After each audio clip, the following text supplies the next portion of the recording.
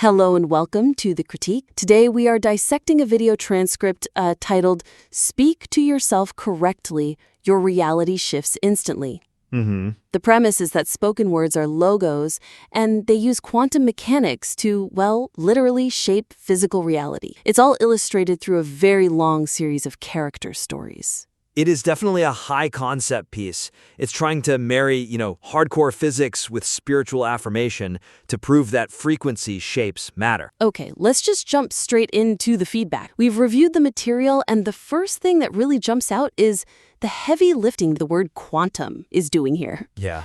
We need to talk about scientific credibility versus metaphorical precision. This was the biggest stumbling block for me. The text isn't just using science as like a poetic device. It's making very specific, very bold claims. Right. It says, and I'm quoting here, ancient wisdom is quantum biology. And it references the double slit experiment as proof that human speech changes inanimate objects. Right. It's implying that because a photon behaves a certain way when measured in a lab, in a lab, exactly. a loaf of bread or a clock will behave differently if you talk to it. Exactly.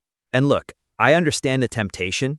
Quantum physics sounds authoritative. It sounds proven. But I worry that for a scientifically literate listener, or really anyone, or honestly, anyone who watches a fair amount of YouTube science channels, this is going to trigger their BS detector immediately. that is the risk. If I'm listening to this and you tell me that sound creates form and frequency shapes matter are absolute physical laws, just like gravity, I stop listening. You tune out. I'm too busy questioning your understanding of physics to hear your advice on self-talk. But okay, let's play devil's advocate for a sec. If we strip the science out, do we lose the hook?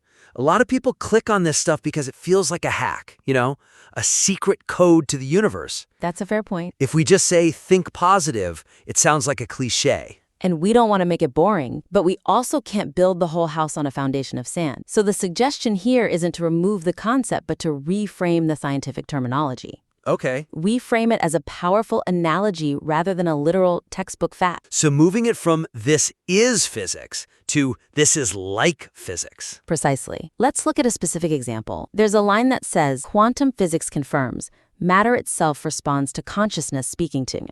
Which is a massive overstate, a huge... Right, so how do we keep that cool factor without the lie? We could rewrite that to something like, just as quantum physics shows the observer affects the observed, our narrative focus shapes our perception of reality. Okay, I see the difference there. You're using the observer effect as a framework for understanding the mind. Yes. But you're not claiming your mind is literally rearranging subatomic particles in your toaster. Exactly. It keeps the weight of the comparison, but you're not promising something a physicist would laugh at. Let's look at Henry, the clockmaker. That one really stood out to me. Oh, Henry. The text says, the quantum substrate had no choice but to organize around his success. It's aggressive. Had no choice. It sounds like he's bullying the universe. Like he put the universe in a headlock. Yeah, and again, it treats the quantum substrate like it's this tangible thing, like a rug he's standing on. So let's fix it. We want to keep the result Henry becomes successful because of his mindset. But let's ground the mechanism. A stronger approach would be his internal coherence created a behavioral shift that others unconsciously responded to. That feels much more real. I like internal coherence. It still sounds sophisticated. It has that gravity the author wants, but others unconsciously responded to explains why the success happened. It wasn't the substrate, it was the customer. They were responding to a confident clockmaker. And it saves the listener from having to suspend their disbelief. Okay, one more line from this section. This is quantum mechanics applied to consciousness. Which is basically the thesis statement of the whole piece. And it's the easiest fix. We just change it to, this applies the principles of quantum mechanics to our psychology. One word change, just principles? That's it. It moves the text from a scientific claim to a philosophical framework. It becomes a lens to view the world, not a falsifiable fact. It respects the listener's intelligence. Now, speaking of the listener's experience, we have to talk about the sheer volume of this script. The structure. The structure. I started keeping a tally of the characters and I honestly lost count. I think I stopped at around 30. 30 distinct characters? At least. It's not a cast list, it's a phone book. We have Millie, Henry, Sade, Byron, Clara, Lyle. Wow. I could keep going. Bakers, clockmakers, librarians, window cleaners, ministers, barbers. That is a lot. and it creates this pattern. We meet a character, we hear their flaw, we get the quantum explanation, and we get a practice. Then boom, next character. Repeat 30 times. It sounds exhausting. It's narrative fatigue. It is. The problem is that the rhythm becomes so predictable that the content starts to blur. By the time I got to character number 20, I think it was Vernon in the garden, I had completely forgotten what the lesson was for character number 5. They all just washed together. The author might argue they want to show the universality of the principle. Look, it works for bakers and barbers. Sure, but do you need 30 examples to get that point, or does that just dilute the impact? It definitely dilutes it. So the feedback here is to stop listing them linearly. We need to group these vignettes into thematic clusters. Clusters? Yes. Instead of a laundry list, create a narrative arc. Group the characters by the type of problem they're solving. Okay. This lets you explore a single theme deeply, instead of just touching on it shallowly 5 different times. Okay, let's workshop that. I noticed a lot of the stories were about resistance. Right. We have Sendai, the baker, who complains about her customers. We have Elsie, who complains about not having enough time. And we have Bernice, who's building walls of resentment. And in the current script, those are scattered all over the place. Exactly. So bring them together. Create a section called The Frequency of Resistance. Introduce the concept, and then you say, we see this in Sendai resisting her business, Elsie resisting the clock, and Bernice resisting forgiveness. They are all facets of the same barrier. That is so much tighter. It treats the characters as evidence for a larger point, not just random anecdotes. What about the characters who are dealing with how they see the world? Perception. Okay, well, we have Evelyn, the window cleaner, who only sees the dirty paint. Right. And then way later in the script, there's Calvin, the minister, who wants to expand his vision. They are perfectly paired. They are, but they're miles apart right now. We should cluster them into a transformation of perception section. You can contrast them, show how the same act, looking through a window, yields different results based on the internal declaration. That adds a layer of analysis that isn't there right. Currently, it's just Evelyn did this, and then later, Calvin did this. Yeah. If you put them together, you can say, unlike Evelyn, who focused on the grime, Calvin focused on the light. Exactly. It creates a dynamic argument, and we can do the same for the inanimate objects crew. We have Henry talking to clocks. Frank carving words into furniture. And Edgar playing to his violins. Merge them. Merge them. Create one robust section on imbuing matter with intention. You can say, this principle is accessible to everyone. A clockmaker like Henry, a carpenter like Frank, or a musician like Edgar. That makes the principle feel universal, without being repetitive. It respects the listener's time. And it helps them remember the lesson. Oh, right, the section on matter. Instead of trying to remember, what did Frank do again? Now I want to pivot to the emotional tone of the piece, because while I was reading this, despite the positive message, I started to feel anxious. Anxious? Yeah, there is a high-stakes quality to the instructions. The script makes it feel like if you mess up even a little bit, you just destroy everything. That leads us to our third major critique, the risk of all-or-nothing anxiety. Let me give you the example that stressed me out. It's the story of Mabel lighting the candle. The script describes her whispering, this won't help anyway. And then the narrator says, reality itself recoiled. Contradiction nullifies creation. Reality recoiled. Yeah, it's heavy. It's terrifying. It implies that unless my belief is 100% pure, 100% of the time, the practice failed. It creates this idea of absolute fidelity. Which is impossible for a human being. We all have doubts. We all have intrusive thoughts. Exactly. If I'm listening to this and I'm trying to manifest a better job, and I have one bad morning where I grumble about my coffee, have I nullified creation? Have I ruined the whole thing? The text currently suggests that yes, you have, and that's going to induce paralysis. People will be afraid to speak at all because they're afraid of doing it wrong. So how do we soften this edge? We don't want to encourage negative thinking, but we have to make the practice, well, survivable.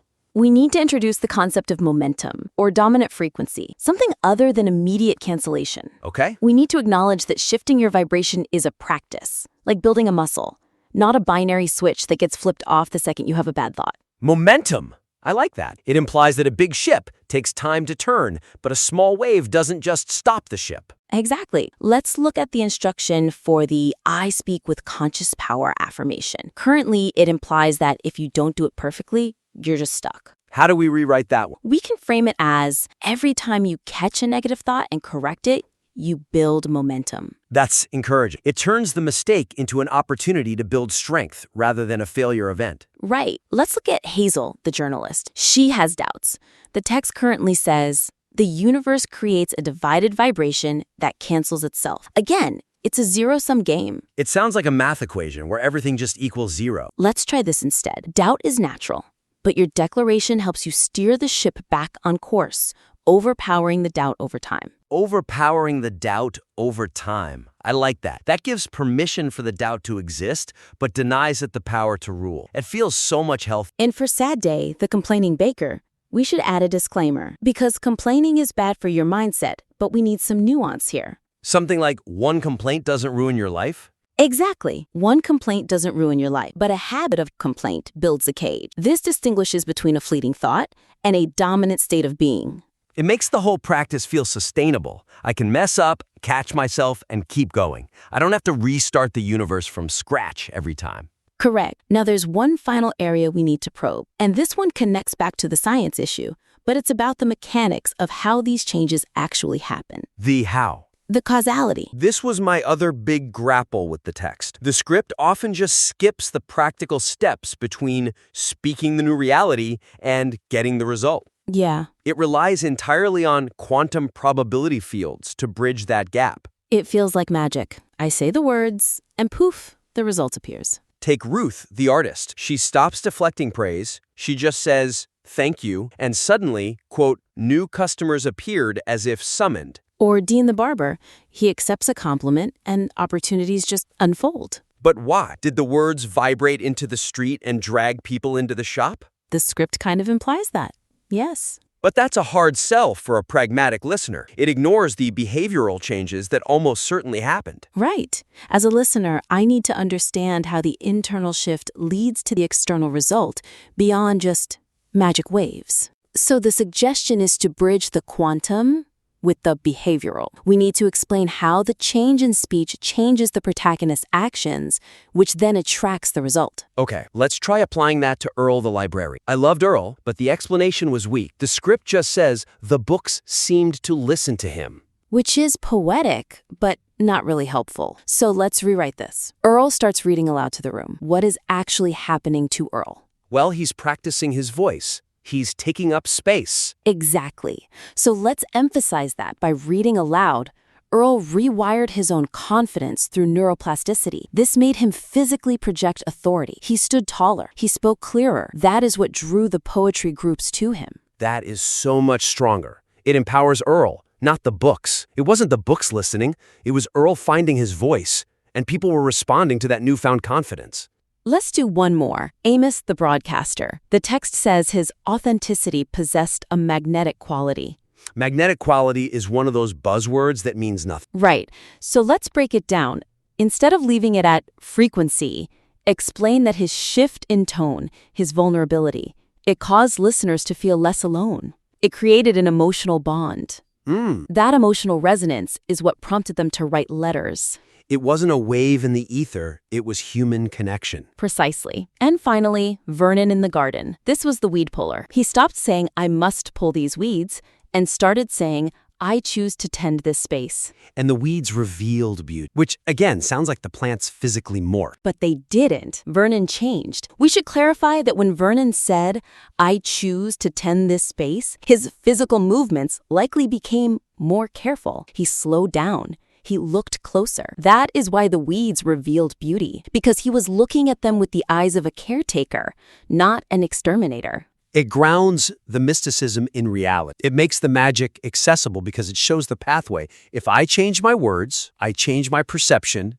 If I change my perception, I change my actions. And if I change my actions, I get a different result. That is the formula. And it doesn't strip the wonder away. It explains it. It makes it replicable. And that's what we want, right? We want the listener to actually be able to do this. So let's recap the main points of our critique today. This submission is passionate. It's imagery-rich. The author clearly cares deeply about empowering the listener. But to maximize that impact, we have a few hurdles to clear. First, temper the literal scientific claim. Use quantum physics as a metaphor, not a textbook fact. Don't alienate the science-savvy people in your audience. Second, handle that massive cast of characters. Condense the repetitive storytelling into thematic clusters: resistance, perception, matter. Stop the laundry list. Third, fix the tone. Reduce that all-or-nothing perfection. Focus on momentum, not immediate cancellation. Give the listener permission to be human. And finally, ground the magical results in behavioral causality. Show us the link between the word, the action, and the outcome. It's really about taking a diamond in the rough and polishing it so the facets actually catch the light, instead of just throwing the whole rock at the listener. For an actionable takeaway, we have a challenge for the writer. We want you to take that window section we discussed, the one with Evelyn and Calvin, and rewrite it completely. I want to see that version. The goal is to keep the spiritual punch, the idea that our words shape our view, but to remove the pseudo-physics jargon about collapsing probability waves. Yeah. Replace it with a clear psychological link between what I say and how I act or perceive. Show us how the change in language changed the lens through which they saw the world, and how that changed their behavior. Do that, and you will have a script that doesn't just sound impressive, but actually changes lives. Thank you for submitting your work to the critique. We invite you to implement these changes and submit the revised draft for another look. Until next time.